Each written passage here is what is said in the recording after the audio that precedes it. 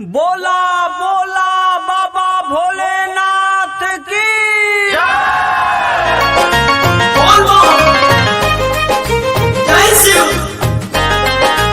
बोल बोल जय शिव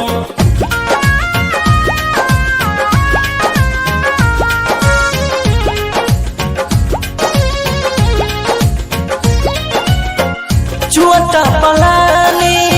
छाव तो न बानी यह दुख लागल हर में सजी चुअता पलानी छाव तो न बानी यह दुख लागल हर में सजी अरे हम स्वामी कइले वो कसहु गुजारा कैसे रही है कार्तिक गणेश जी अरे हम स्वामी कइले वो कसहु गुजारा कैसे रही है कार्तिक गणेश जी बोल बोल जय शिव बोल बोल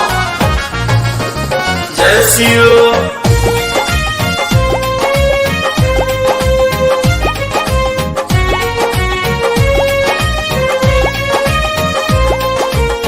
झिमरेला रिमझिम सावन के पानी हर हर चुआता झलास के पालानी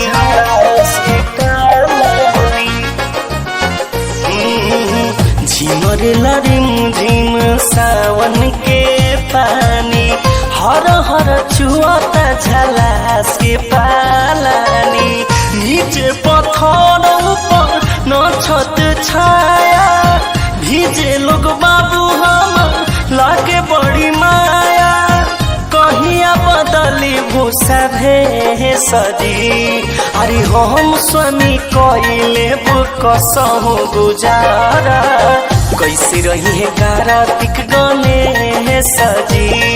अरे हम स्वामी कइले कसहु गुजारा कैसे रही है कार्तिक गणेश जी बोल बोल जय शिव बोल बोल जय शिव